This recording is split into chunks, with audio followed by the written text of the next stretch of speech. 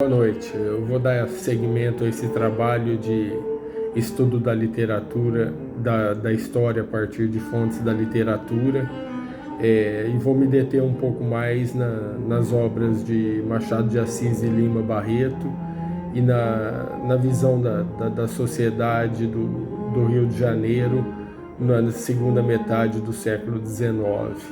Hoje eu vou falar sobre o conto Casa Velha. Casa Velha é um conto que foi publicado em folhetim na Estação entre 1885 e 1886, que seria no período que dizem a fase realista, mas na realidade imaginam que tenha sido um material aproveitado para fazer essa publicação, porque tem todas as características do começo da obra dele, de um convívio social harmonioso, uma relação, uma vida clássica, vamos dizer assim, tem um conteúdo autobiográfico muito grande.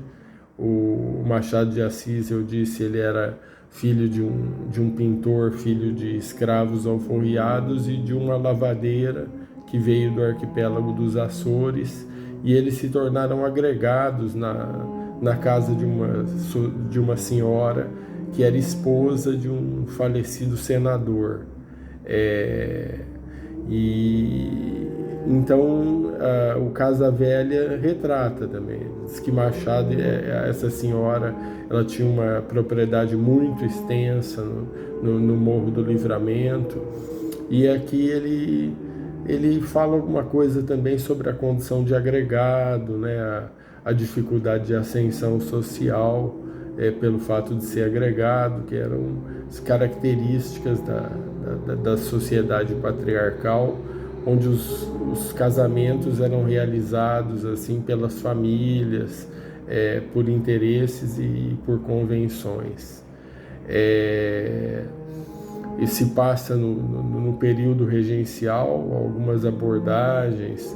Tem um coronel, por exemplo, que ele reclama dos farrapos lá do sul, Era época de muitas revoluções no período regencial, que se seguiu a abdicação de Dom Pedro I em 1831, e foi um período de muita instabilidade, e acreditavam que pela Constituição de 1824 o Dom Pedro não poderia assumir o trono, porque ele teria que ter a maioridade, que seria aos 21 anos. Então houve um movimento chamado o ato da maioridade, ou o golpe da maioridade, já que foi contra a Constituição, cuja intenção era apaziguar as inúmeras rebeliões que estavam ocorrendo no Brasil. E isso aconteceu na vida de Machado de Assis quando ele tinha 1 ano de idade, que ele estava na casa dessa senhora, e ele ficou ali até aos 10 anos. Então tem muito de autobiográfico, tem muita semelhança da Dona Antônia, que é a personagem, com a senhora Dona Maria José de Mendonça Barroso Pereira, que era viúva do senador Bento Barroso Pereira. Outra semelhança também é a presença de padres no local, na vida familiar, Ele foi educado pelo padre Silveira Sarmento, que foi mentor de latim, amigo dele. E então dá um panorama da nossa história, das relações sociais, e da própria Casa Grande, que é semelhante à descrita pelo Gilberto Freire no Casa Grande Senzala.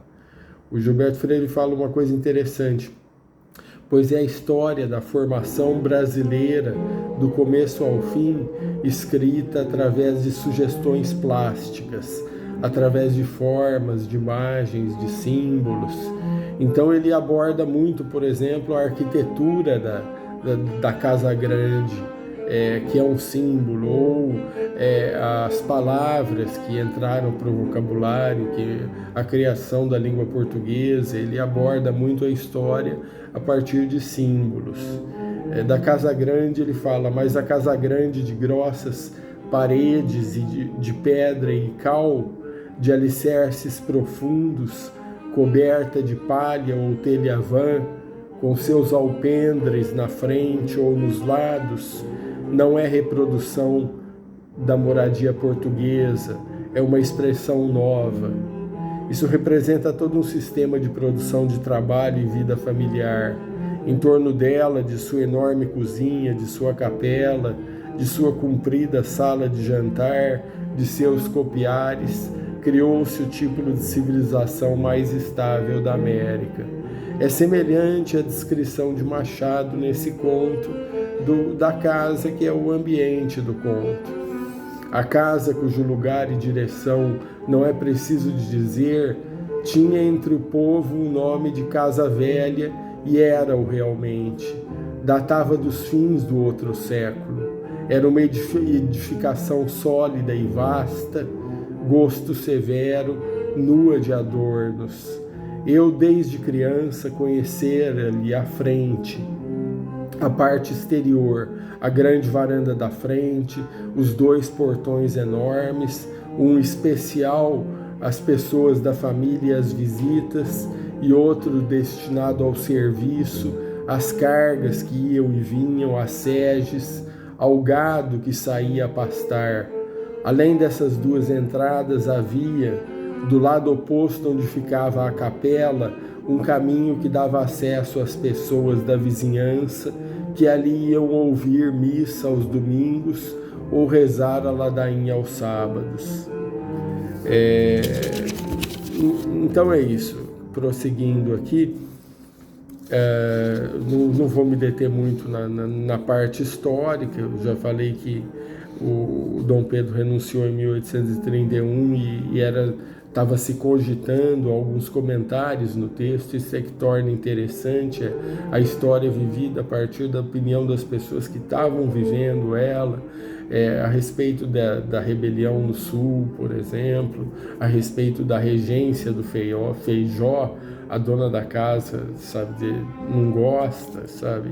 Então, eu não vou me deter. É interessante notar que no primeiro reinado houve uma aproximação grande entre a igreja e o Estado. O Estado passou a considerar todos os padres assim funcionários públicos, e todas as decisões da igreja passavam primeiro pelo Estado, tanto que no dia da maioridade, o juramento de Dom Pedro II, ele juro manter, não era laica então a religião, né? Juro manter a religião católica, apostólica romana, a integridade e a indivisibilidade do Império, observar e fazer observar a Constituição Política da nação brasileira e mais as leis do Império, e prover ao bem geral do Brasil quanto em mim couber. Bom, então vamos ao conto, né? Eu já dei o ambiente. Ele fala desde o começo isso. Ele é uma história de um padre, um cônego, né, que resolve escrever uma história sobre o primeiro reinado. E aí ele fica sabendo que numa determinada casa, um local, tem uma mulher que é viúva de um ex-ministro, e que ali ele poderia encontrar muitos papéis, manuscritos, documentos relativos ao primeiro reinado. Então esse cônego vai até essa casa, ele é levado por um outro padre que reza missas, né, na capela da família, né, e é apresentado, e desde o começo ele já... Logo quando ele chega na capela, ele já vê uma tribuna especial para a família, sabe? O ex-ministro enterrado ao lado da própria capela. Então ele faz a verdade, e aí ele começa a conversar com essa senhora, né? Ela no começo recusa o acesso aos papéis, que ela tinha em grande conta, o viúvo, ela tinha uma espécie de veneração, e com a intervenção desse padre ele acaba conseguindo. A verdade é que estava tolhido. Casas, hábitos, pessoas davam miares de outro tempo, exalavam um cheiro de vida clássica. Não era raro o uso de capela particular. O que me pareceu único foi a disposição daquela.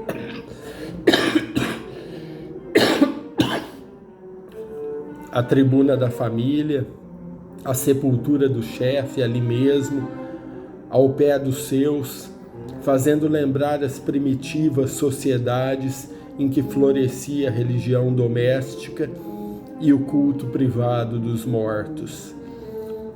Então ali ele começa esse trabalho, sabe?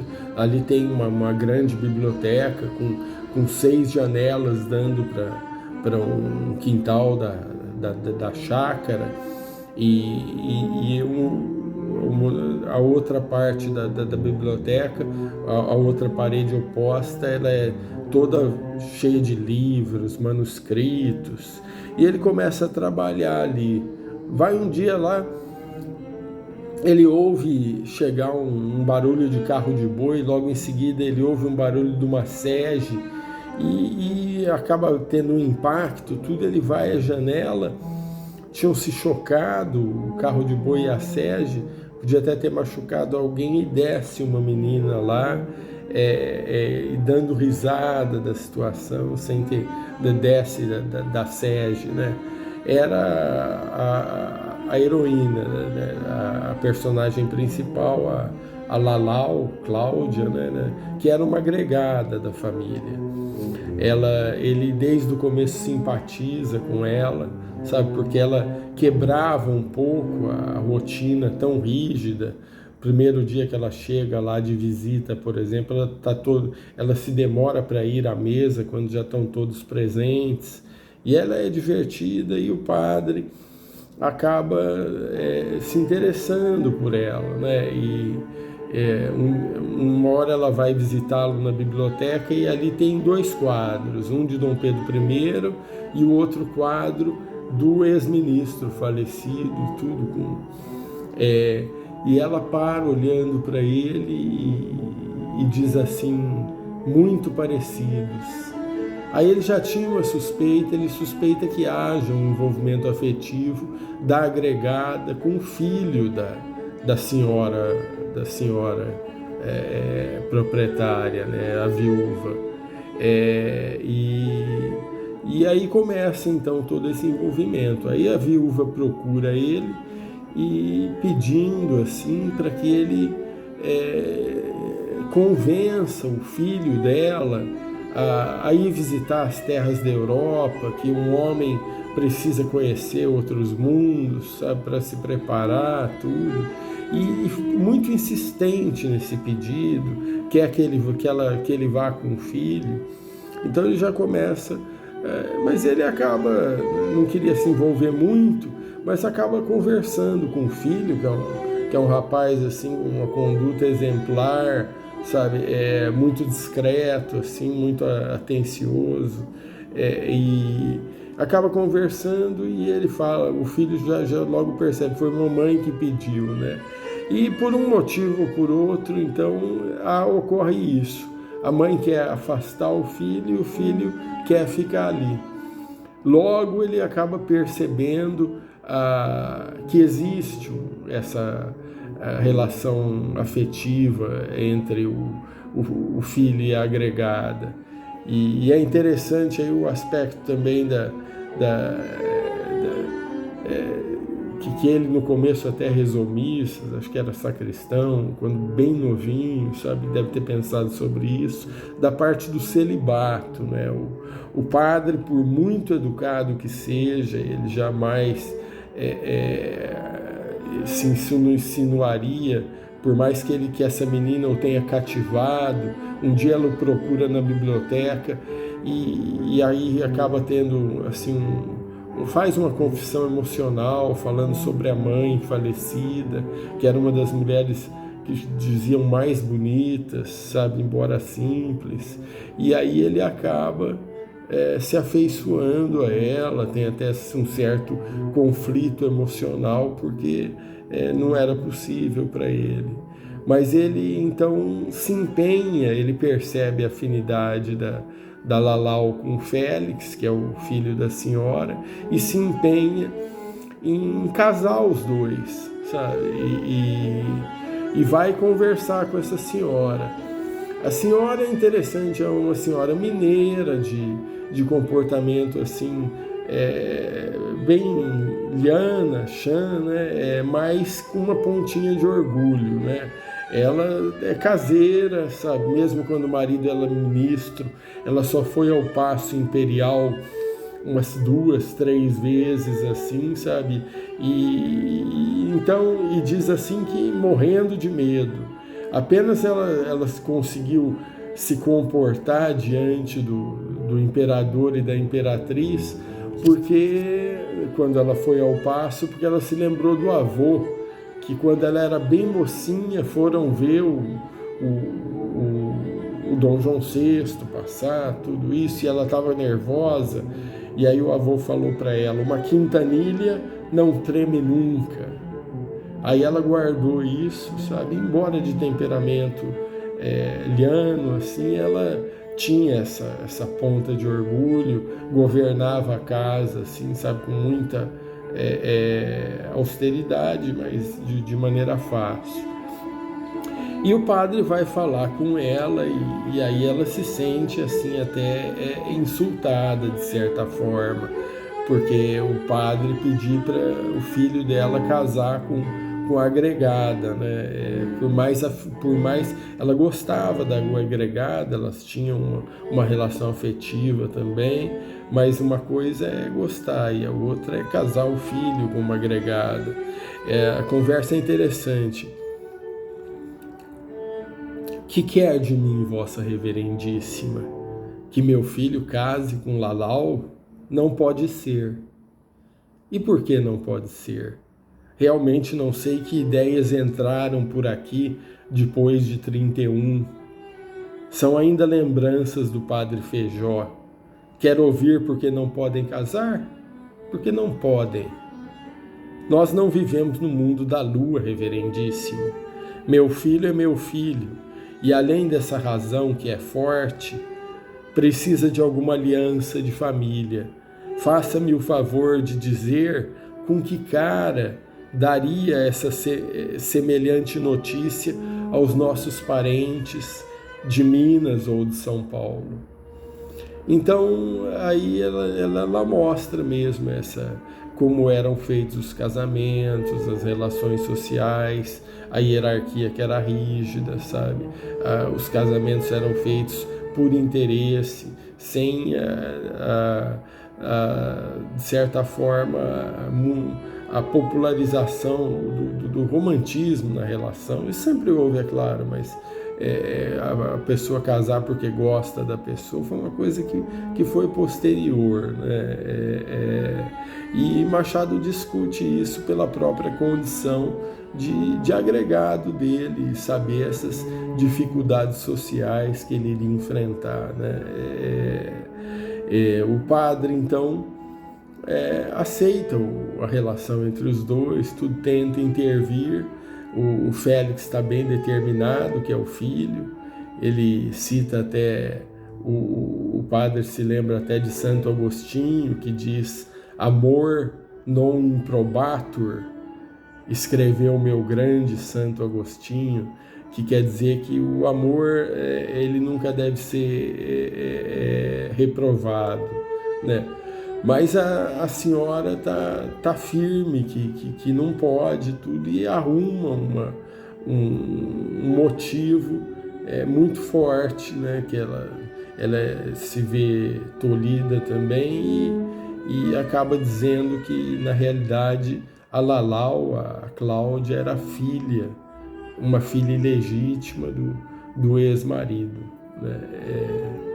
Aí, diante dessa proibição da igreja, né, de um casamento consanguíneo, ela era filha com uma outra mulher, claro, né? O padre conversa, sente uma dificuldade muito grande, mas consegue conversar com o filho, sabe? Dizer para ele que, na realidade, o pai... E o filho, então, aceita e passa a tratar a agregada com frieza, sabe? A agregada chora, tudo isso, até que a agregada fica sabendo, o padre é obrigado a contar que era ilegítima, tudo isso, e vai embora e diz que é pobre mesmo, que tem que assumir que a vida dela não é aquela casa grande, e vai embora. Aí, pouco mais tarde, o padre chega até uma outra menina que é fazendeira, rica, que estão com um certo interesse de casar o filho da senhora com ela. Parece que as coisas vão caminhando nesse sentido, mas o padre vê um bilhetinho que diz assim: esqueça do anjinho, né? Um bilhetinho amoroso ele encontra no meio das obras. E o anjinho é uma criança recém-nascida ou de pouca idade que falece, né? Aí ele vai conversar com a madrinha da Lalau e acaba descobrindo que na realidade não era verdade que ela fosse filha do ministro. Que na realidade, quando a mãe dela teve até um caso com o ex-ministro, mas ela já tinha 3 anos, sabe? E o anjinho a que ele se refere é a outra filha que morreu, sabe? E aí o padre vê que não tem impedimento, volta, conta e quando ele vai contar para a senhora, ela não sabia que o marido, por quem ela tinha um viúvo, por quem ela tinha uma veneração, o falecido, né, tinha tido um caso extraconjugal, ela tinha inventado aquilo. Na realidade não era verdade, porque não era a filha dele, mas ele teve um caso com a mãe da Lalau. E aí ela se dá por vencida e diz que então aceita o casamento. Mas aí o padre conversa com o Félix, ele tem esperanças, tudo, e ele vai conversar com a Lalau, mas aí a Lalau é uma coisa até meio fictícia, né?